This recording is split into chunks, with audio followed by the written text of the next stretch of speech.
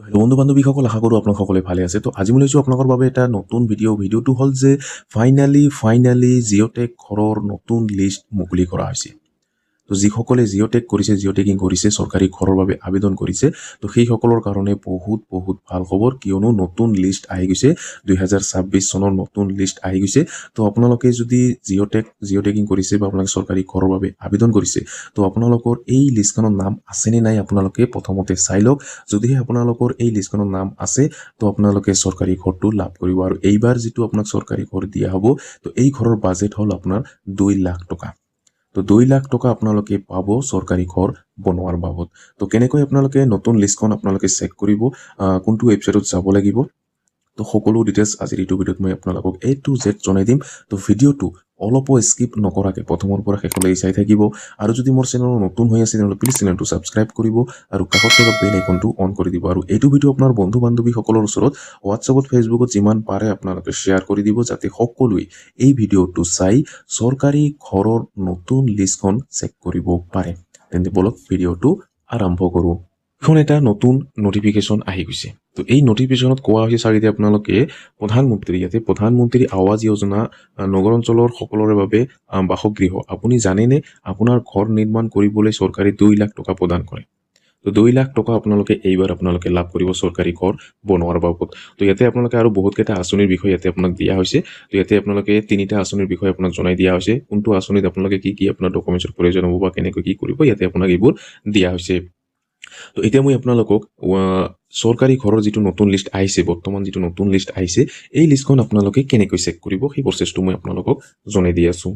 নতুন লিষ্টখন চাব লগা হ'লে আপোনাক এইটো ৱেবছাইটত আহিব লাগিব। আৰু এইটো ৱেবছাইটৰ লিংক মই ভিডিঅ' ডিছক্ৰিপশ্যনত দি থৈ দিম। তো তাতে ক্লিক কৰি দিয়াৰ আপোনাৰ সন্মুখত এনেকুৱাকৈ পেজটো অ'পেন হ'ব। তো চাগে ইয়াতে লিখা আছে PM আৱাস যোজনা। তো ইয়াতে আপোনাক হিন্দীত দিয়া হৈছে আৱাস কি নই লিষ্ট। তো ইয়াতে আপোনাক ক্লিক হেয়াৰ বুলি এটা অপশ্যন দি আছে, ইয়াতে আপোনাক ক্লিক কৰিব লাগিব। আৰু ইয়াতে আপোনালোকে বহুতকেইটা অপশ্যন চাব পাৰিব। বেনিফিচিয়াৰী IAY PMAY বেনিফিচিয়াৰী আপোনালোকে ইয়াতে চাব পাৰিব। FTO ট্ৰেকিংটো আপোনালোকে ইয়াতে কৰিব পাৰিব। ইয়াতে আপোনালোকে বহুতকেইটা অপশ্যন দিয়া হৈছে।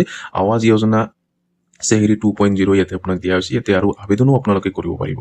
যদি আপোনালোকে আবেদন কৰিব বিচাৰে চৰকাৰী ঘৰৰ বাবে, সেইটো আপোনালোকে আবেদন কৰিব পাৰিব।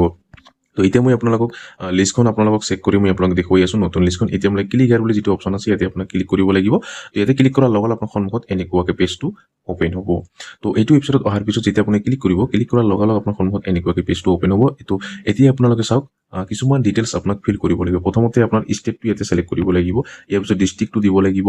তাৰপিছত আপোনাৰ ব্লকটো দিব লাগিব। আপোনাৰ গাঁৱৰ নামটো আপোনাক দিব লাগিব। এইবোৰ আপোনাক দিব লাগিব। মই আপোনাক দেখাই দি আছোঁ। প্ৰথমতে ষ্টেটটো আপোনাক চিলেক্ট কৰিব লাগিব, চিলেক্ট কৰি লৈ ল'ব। তাৰপিছত 2 নম্বৰত আপোনাৰ ডিষ্ট্ৰিক্টখন আপোনাক চিলেক্ট কৰিব লাগিব। তো মই এক্সাম্পল হিচাপে মই ইয়াতে লৈ লৈছোঁ। তাৰপিছত আপোনালোকে চিলেক্টত যেতিয়া ক্লিক কৰিব, এতিয়া আপোনালোকৰ যিটো আপোনাৰ চাৰ্কেল, আপোনাৰ সেই চাৰ্কেলটো আপোনালোকে দিব লাগিব। চাৰ্কেলটো আপোনাক ইয়াতে চিলেক্ট কৰি লৈ ল'ব। তো মই এক্সাম্পল হিচাপে মই ইয়াতে লৈ লৈছোঁ। তাৰপিছত ইয়াতে যেতিয়া চিলেক্টত ক্লিক কৰিব, এতিয়া আপোনালোকে ব্লকটো আপোনাক দিব লাগিব। কোনটো ব্লকৰ আণ্ডাৰত আপোনালোকে বসবাস কৰে সেই ব্লকখন আপোনাক দিব লাগিব। তাৰপিছত ইয়াতে আপোনালোকে চিলেক্টত যেতিয়া তলত ক্লিক কৰিব, এতিয়া আপোনাক দিব লাগিব ইয়াৰ, যিটো আপোনাৰ 2026 চনৰ যিটো নতুন লিষ্ট, সেই লিষ্টখন আপোনালোকে চাওক 2025-26 যিটো দিয়া আছে, এইটো আপোনাক চিলেক্ট কৰিব লাগিব। তো ইয়াৰটো আপোনাক ইয়াতে চিলেক্ট কৰি লৈ ল'ব। তো চিলেক্ট কৰাৰ পিছত এতিয়া আপোনাক স্ক্ৰল ডাউন কৰিব। এতিয়া আপোনালোকে যিটো আপোনাৰ আৱাস যোজনা, সেইটো আপোনাক চিলেক্ট কৰিব লাগিব। যেতিয়া চিলেক্টত ক্লিক কৰিব, ইয়াতে আপোনালোকে প্ৰধানমন্ত্ৰী আৱাস যোজনা গ্ৰামীণ, সেইটো আপোনাক চিলেক্ট কৰিব লাগিব। তো এইটো আপোনালোকে চিলেক্ট কৰি লৈ ল'ব। তো চিলেক্ট কৰাৰ পিছত এতিয়া আপোনালোকে এই কেপচাৰটো আপোনালোকে এই বক্সত আপোনাক দিব লাগিব, ফিল কৰিব লাগিব। ইয়াতে আপোনাৰ মাইনাছ আহিব পাৰে, আপোনাৰ প্লাছো আহিব পাৰে।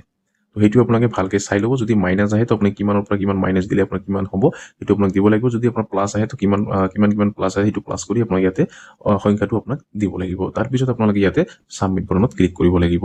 তো মইটো ফিল কৰি মই আপোনালোকক নেক্সট ষ্টেপটো দেখাই দি আছোঁ। এতিয়া আপোনালোকে ছাবমিট বাটনত ক্লিক কৰিব। কেপচাৰটো ফিল কৰাৰ পিছত যেতিয়া ছাবমিট বাটনত ক্লিক কৰিব, ক্লিক কৰাৰ লগে তলত আপোনালোকে স্ক্ৰল ডাউন কৰিব। তো স্ক্ৰল ডাউন কৰি ইয়াতে আপোনালোকে চাওক, ইয়াতে আপোনাৰ লিষ্টটো তলত আপোনাৰ আহি যাব, সেইটো আপোনাক ইয়াতে চাব পাৰিব। তো চাওক, প্ৰথমতে আপোনালোকে বেনিফিচিয়াৰী আপোনাৰ নামটো ৰেজিষ্ট্ৰেশ্যন নম্বৰৰ পৰা লৈ আপোনাৰ নাম, আপোনাৰ হাজবেণ্ড নেম বা আপোনাৰ ফাদাৰ্ছ নেম, এইবোৰ আপোনাক ইয়াতে প্ৰথমতে চাব পাৰিব। তাৰপিছত দ্বিতীয় নম্বৰত স্কিম নেম, আপোনাৰ স্কিমৰ যিটো নেম, সেইটো নেম আৰু ইয়াৰটো আপোনাক ইয়াতে চাব পাৰিব। চাওক 25-26। তাৰপিছত আপোনালোকে ইয়াতে জব কাৰ্ডৰ যিটো নম্বৰ আপোনালোকে আবেদন কৰাৰ সময়ত দিছিলে, সেইটো আপোনালোকে ইয়াতে চাব পাৰিব।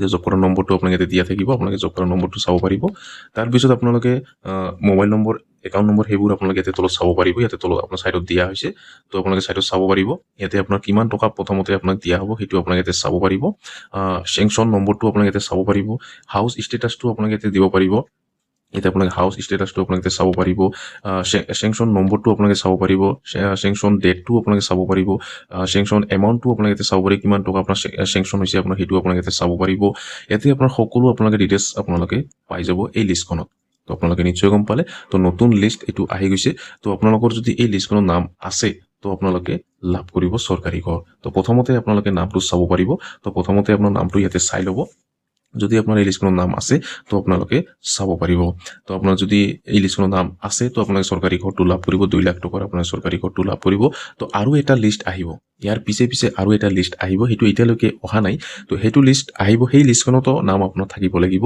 তেতিয়াহে আপোনালোকে লাভ কৰিব কাৰণ আৰু এবাৰ আপোনাৰ ভেৰিফিকেশ্যন হ'ব তো কিহৰ কাৰণে ভেৰিফিকেশ্যন হ'ব যেতিয়া যিসকলে যেতিয়া আবেদন আৰম্ভ হৈছিল জিঅ' টেকিঙৰ তেতিয়া কিন্তু বহুতে আবেদন কৰিছে আৰু তাতে কিন্তু বহুতে ভুল কৰিছে বহুতে এনেই আবেদন কৰিছে ঘৰৰ ফটো নিদিয়াকৈ বেলেগ ফটো দি দিছে তো সেইবোৰৰ কাৰণে আৰু এটা ভেৰিফিকেশ্যন হ'ব এই ভেৰিফিকেশ্যনটো কমপ্লিট হোৱাৰ পিছত ফাইনেল এটা লিষ্ট আৰু এটা আহিব এইটো অহাৰ পিছত আপোনালোকে চৰকাৰী ঘৰটো লাভ কৰিব আৰু নতুনকৈও কিন্তু আবেদন আৰম্ভ হ'ব যিসকলে এইবাৰ আবেদন কৰা নাই তো সেইসকলে আৰু আবেদন কৰিব পাৰিব তো আপোনালোকে টেনশ্যন কৰিব নালাগে যিসকলে আবেদন কৰা নাই যদি যোগ্য হয় তো আপোনালোকে আবেদন কৰিব পাৰিব আপোনালোকে কেইদিনমান ৱেইট কৰক আপোনালোকে জিঅ' টেকিঙৰ যিটো এপ্লাই প্ৰচেছ সেইটো আপোনাৰ খুলি দিয়া হ'ব তেতিয়া আপোনালোকে আবেদন কৰিব পাৰিব তো আপোনালোকে নিশ্চয় গম পালে তো আপোনালোকে এনেকৈ নতুন লিষ্টখন আপোনালোকে চেক কৰিব তো যদি আপোনাৰ এই লিষ্টখনৰ নাম আছে তো আপোনালোকে চৰকাৰী ঘৰটো লাভ কৰিব তো আজিৰ ভিডিঅ'ত ইমানেই আশা কৰিছোঁ ভিডিঅ'টো ভাল লাগিছে যদি ভিডিঅ'টো ভাল লাগি থাকে তেনেহ'লে লাইক কৰিব আৰু যদি মোৰ চেনেল নতুন হৈ আছে তেনেহ'লে প্লিজ চেনেলটো ছাবস্ক্ৰাইব কৰিব